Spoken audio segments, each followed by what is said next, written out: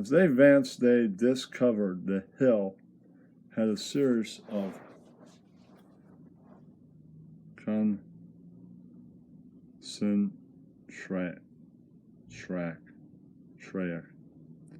reinforcements riddled with tunnels, bunkers, and traps. They could unload tons of monotones at it and not hit a soul.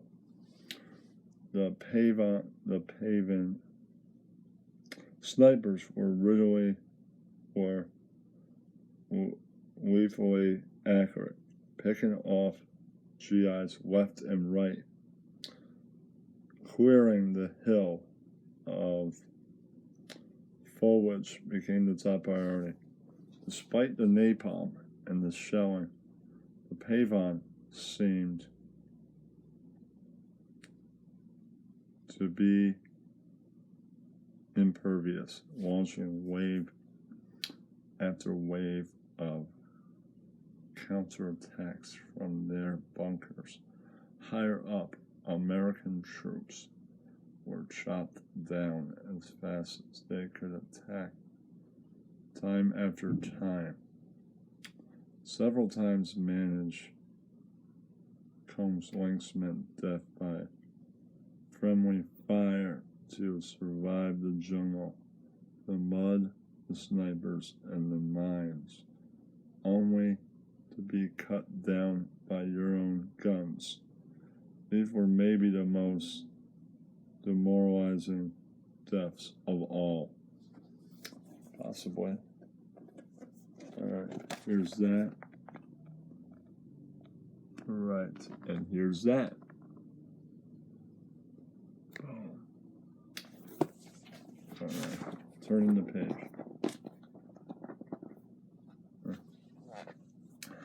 Eventually, on the morning of May 20th, fighter bombs dropped napalm on the hillside for 2 solid hours. Even after such aerial bombardment, the battle was intense as American forces gained the first bunker. They were fired on from the second, and so on, all the way to the hill, all the way up the hill.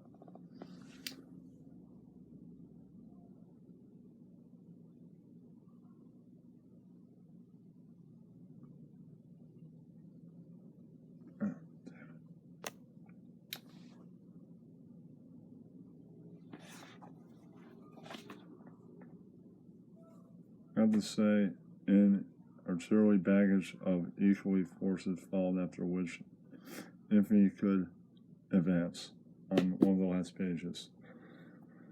I'm not going to read any of this again. Eventually, almost 5 on one of the last parts. Yeah, like right fucking there. Yeah, right there. Okay, so, yeah. Alright, and more down here. Eventually, at almost 5 o'clock, a combined attack from all battalions would push the remaining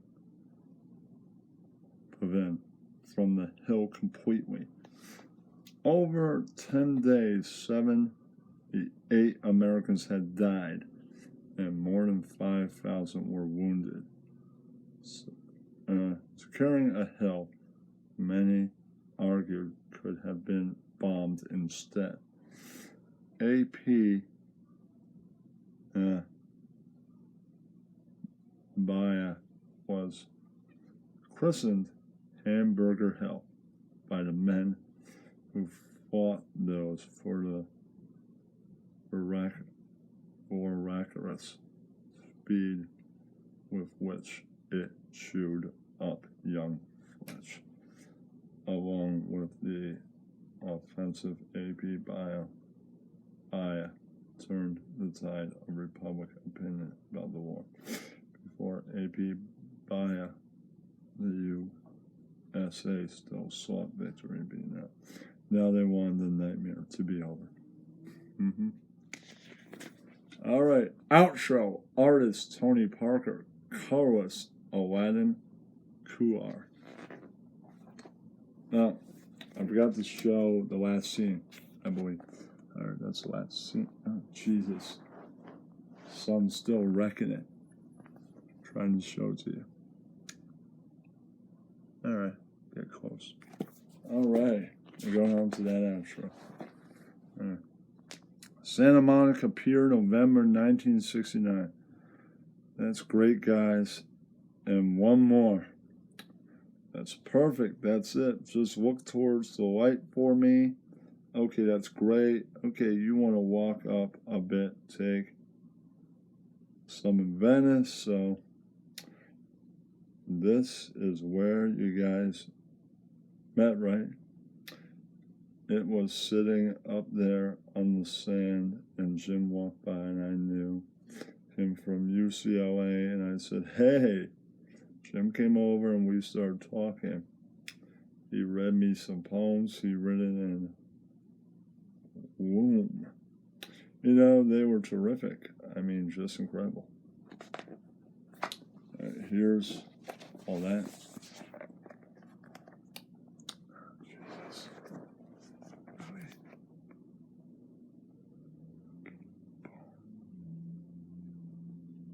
Yeah. All right. Turn. Ray introduced us to Jim as poems. Let's swim to the moon, let's climb for the tide, penetrate the evening, that the city sleeps tonight. I thought I'd like to drum today. So where did you put all the together? Put it all together. Did you rehearse somewhere? Right over there. Right over there. You want to see? There, with the colored glasses. I rented it for a month in '66 and it cost us $200. We used to come here. I mean, we didn't have any money and we were full of energy, a little high, so we come here and just work out, play, swing around. It's a great place. I mean, I can see why you like it here. It's quiet at night. Nobody around. I mean, this whole area. It's great, you know.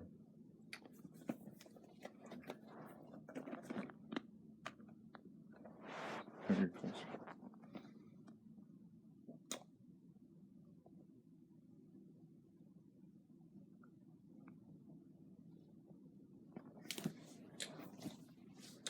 This place used to be a tourist trap. People would come miles to visit the canals. Then after the oil boom and bust, the rents were cheap.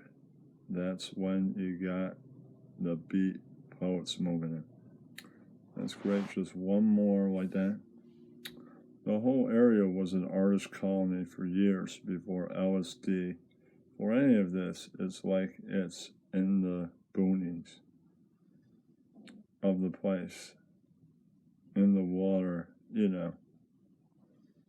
Okay, that's perfect. I think we're done here. Okay. Shall we head over to the place you mentioned? Yeah, man. You gotta see it.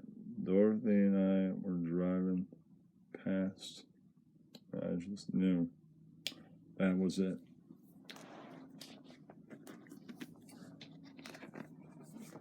And there's that.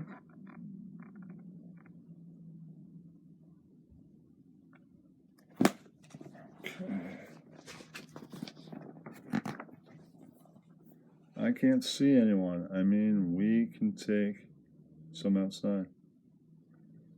This place looks great. It's a flop house kind of joint. Let's ask. Hi there. Would you mind if we use the bar to get a picture? We won't take long, I promise. In and out. You won't know We're there. We're there. Oh, I don't think so. I don't think that's possible. My boss, he's pretty particular about this place. Oh, well, I can see that. I mean, I understand totally. But just one picture? No, my boss won't allow it. I know what he's like. He comes in soon anyways. I don't want him walking in, catching here. I could lose my job. What do you want it for anyways? You know what? Forget it, man. Jeez, what a jerk. And there's that. And there's all that stuff. Alright. Coming to the end. What's that? The elevator. Holy shit. He's going, come on, guys. We gotta do this quick.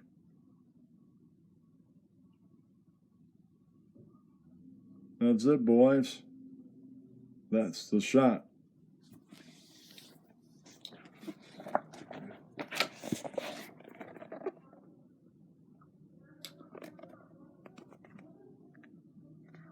Boom, there's the shot.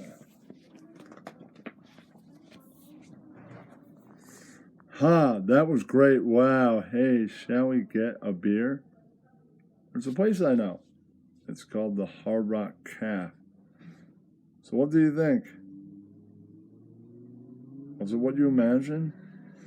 No, I mean, yeah, it was, but I totally get what you mean. It was a trip. I mean, I know. We only just finished listening to it. Yeah, I want to listen to it again. I want to spend more time, you know. Well, there you go. You can do that. Just don't scratch it, okay?